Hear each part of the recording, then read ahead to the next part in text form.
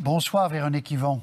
Bonsoir, M. Roy. Membre de la commission spéciale sur cette question de mourir dans la dignité. Alors, on est rendu là. Pour vous, ça semble clair, net, là, que pour les personnes atteintes d'Alzheimer, par exemple, on est rendu là qu'on puisse choisir, avec une demande anticipée, de mourir avant la fin naturelle, si je puis dire. Oui, je pense qu'on est vraiment rendu là. C'est une question de respect de la personne, de l'autonomie, de sa dignité. C'est une question de compassion aussi. Je pense qu'on connaît tous des gens qui ont vécu des fins de vie agonisantes, longues, dans un état grabataire, extrêmement difficile, totalement dépendant et souffrant. Et je pense qu'on ne souhaite pas ça, surtout quand les gens, de leur propre arbitre, après un diagnostic, en sachant ce qui les attend, font une demande de manière complètement libre et éclairée. Oui, je pense qu'on est rendu là. Et parce que ça va être plus difficile à gérer que les premières étapes qu'on a connues, parce que là, on parle d'une fin de vie douloureuse, on est vraiment en fin de vie. Là, qui va déterminer que c'est le moment? C'est un fils, c'est une fille, c'est... Parce que moi, par exemple, je reçois un diagnostic à 78 ans d'Alzheimer et je dis, moi, je ne veux pas être une charge, je ne veux pas, et quand je n'aurai... Est-ce que je mets des facteurs quand je ne reconnaîtrai plus personne, quand je ne pourrai plus manger? Et qui décide du moment? Vous avez raison de dire que c'est très complexe. C'est pour ça que vraiment, on a retourné chaque pierre, on a débattu énormément dans une fantastique commission transpartisane où on était là, je dirais, comme humains représentant des humains et non pas comme humains représentant un parti. Ça fait toute une différence.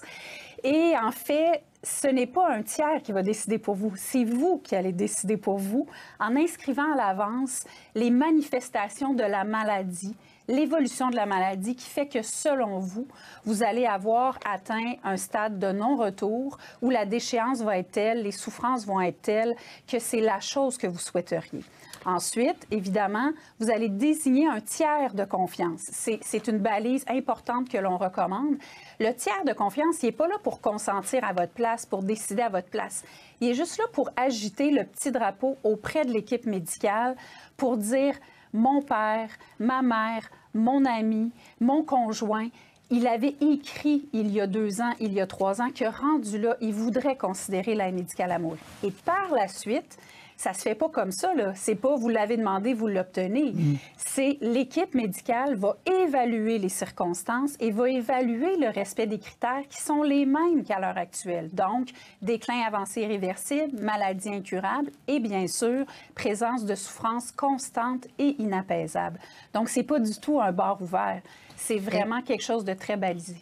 Et quand vous avez discuté de ça, j'imagine qu'il y a des gens qui ont soulevé l'idée que quand on signe quelque chose avec toute notre tête dans un état X de santé, on n'est pas nécessairement la même personne dans un état Y 4 ans plus tard, et que 4 ans plus tard, il y a peut-être des petites joies, de la musique, un sourire de sa conjointe, etc., qui font que peut-être on ne voudrait plus partir aussi vite.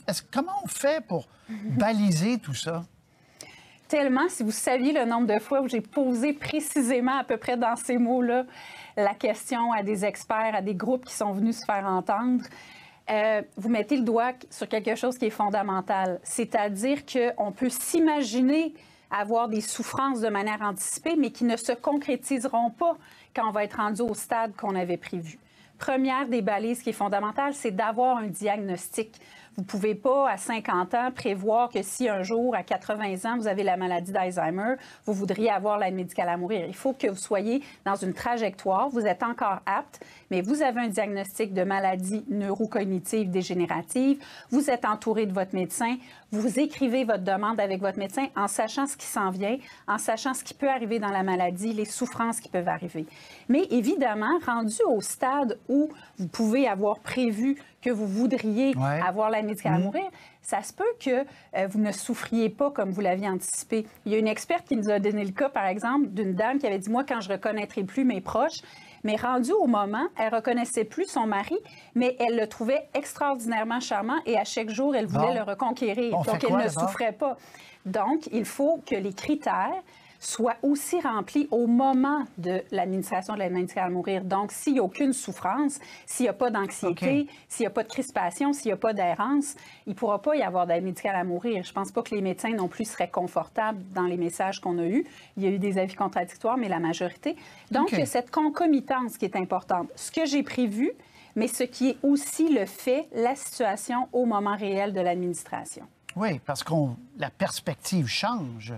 Moi, j'ai vu mon père changer, et puis évidemment, c'était pas le même homme, mais enfin, bref, c'est complexe et vous le reconnaissez. Il faut que ça se fasse avec beaucoup de doigté, de souplesse aussi. Si la famille, si des enfants ne sont pas d'accord sur le moment, ça peut créer aussi des tensions. Oui, bien en fait, c'est la même chose, je vous dirais, là-dessus que la situation actuelle. Hein. C'est-à-dire qu'il y a des gens qui demandent l'aide médicale à mourir tout à fait aptes et conscients en fin de vie. C'est pas toute la famille qui est nécessairement sur la même longueur d'onde. Ce sont des questions très complexes. On invite toujours les gens, évidemment, au dialogue dans leur famille, dans leur entourage. Mais là, c'est la même chose. Ouais. La personne va désigner un tiers qui va accepter cette charge-là qui est très lourde de conséquences. Il va devoir l'accepter par écrit. Donc, ce dialogue-là va devoir avoir eu lieu. Et donc, elle n'accepte pas de consentir à sa place. Elle accepte d'agiter le drapeau pour que la volonté de la personne soit respectée. Je pense que c'est fondamental. Ça avance dans un certain nombre de pays. Ça avance même au Canada, cette question-là. Un peu partout. Les sondages montrent que les gens sont d'accord pour la plupart. Vous voyez ça être opérationnalisé quand, vous? Bien, aujourd'hui, on a déposé un rapport unanime qui est très fort parce qu'encore une fois, il fait suite à des mois de consultation. Il est très fort parce qu'il y a beaucoup d'acceptabilité sociale. Plus que de l'acceptabilité sociale, c'est une demande de la population, je peux vous le dire, pour donner beaucoup de conférences sur le sujet. Donc aujourd'hui, c'est entre les mains maintenant du gouvernement du Québec. Le ministre Dubé a dit qu'il en prenait acte, qu'il allait regarder le tout. Nous, c'est clair, on l'a dit aujourd'hui. On espère là, tous ensemble, la présidente, le vice-président, les membres du comité directeur, tous les membres de la commission, que ça va avoir des suites dans les plus brefs délais. Bon, en tout cas, et c'est le fait aussi que ça soit unanime, tous les partis, comme vous dites. Ça avait été le cas la dernière fois aussi. On sent qu'on n'est plus du tout dans la joute partisane. On est dans des choses existentielles, c'est le cas de le dire. Quelques secondes, j'en ai pas parlé parce que vous l'avez écarté. Les gens qui souffrent de maladies mentales, vous dites ça, on n'ouvre pas la porte pour eux.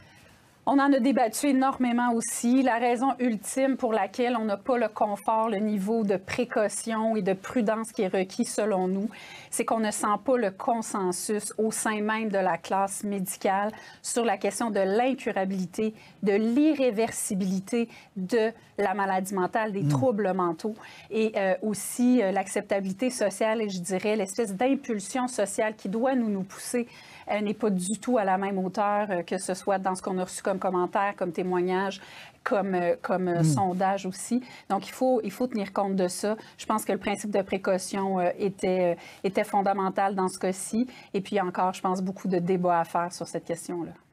Véronique Yvon, merci beaucoup. Merci pour votre éclairage, votre réflexion. Merci. Au revoir. Merci de votre intérêt. Au revoir.